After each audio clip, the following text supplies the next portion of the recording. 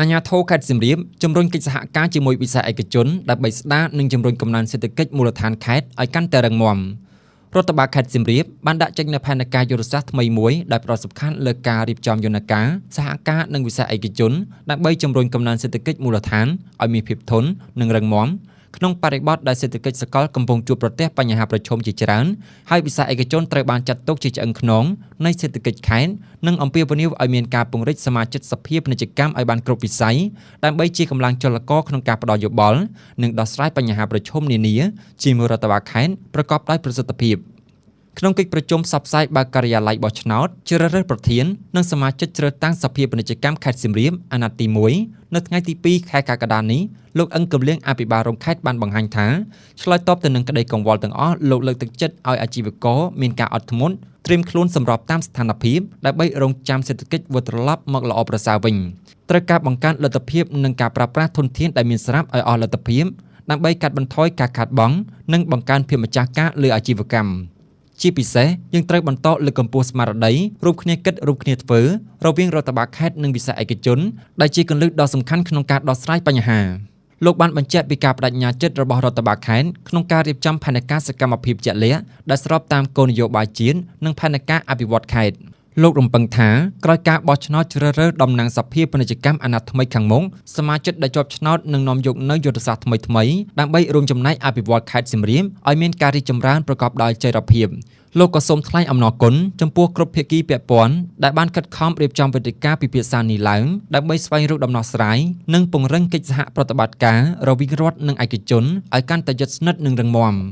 ឯកឧត្តមអុកញ៉ា ងួនមេនតេចអគ្គនាយកសភាពាណិជ្ជកម្មកម្ពុជាបានគូបញ្ជាក់ថាការរៀបចំយន្តការសភាពាណិជ្ជកម្មឲ្យបានគ្រប់25រាជធានីខេត្តគឺជារឿងសំខាន់ដើម្បីសម្រួលដល់ការចុះបញ្ជីនិងការដោះស្រាយបញ្ហាប្រឈមនានារបស់អាជីវករ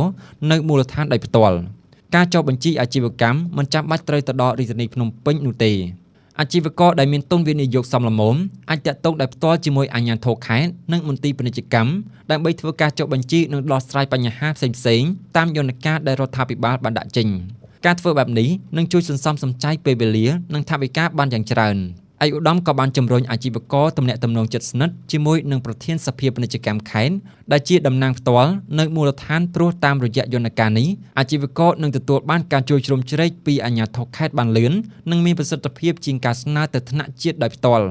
ឯកឧត្តមបានលើកទឹកចិត្តដល់អាជីវករឲ្យមានការអត់ធ្មត់និងចេះកែច្នៃគ្រប់គ្រងអាជីវកម្មរបស់ខ្លួនក្នុងបរិបទដែលពិភពលោកទាំងមូលកំពុងរងផលប៉ះពាល់ពីវិបត្តិសង្គ្រាមនិងការឡើងថ្លៃទំនិញ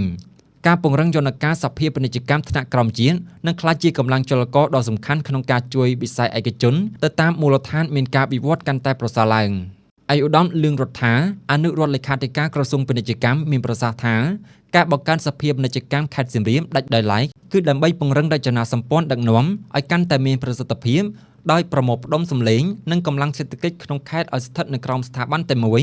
ដើម្បីងាយស្រួលក្នុងការតភ្ជាប់ទំនាក់ទំនងទៅថ្នាក់ជាតិនិងអន្តរជាតិការមានសភាពាណិជ្ជកម្មផ្ទាល់ខ្លួននឹងជួយឲ្យអាជីវករមានលទ្ធភាពកាន់តែប្រសើរក្នុងការស្វែងរកទីផ្សារនិងតភ្ជាប់ទំនាក់ទំនងក្នុងន័យនេះសូមអំពាវនាវទៅដល់បងប្អូនអាជីវករពាណិជ្ជកម្មទាំងអស់ក្នុងខេត្តសៀមរាបចូលរួមចុះឈ្មោះបោះឆ្នោតឲ្យបានផុសផុលដើម្បីជ្រើសរើសតំណាងរបស់ខ្លួនសម្រាប់ដឹកនាំសភាពាណិជ្ជកម្មខេត្តឆ្ពោះទៅរកការអភិវឌ្ឍសេដ្ឋកិច្ចក្នុងមូលដ្ឋានឲ្យកាន់តែរឹងមាំ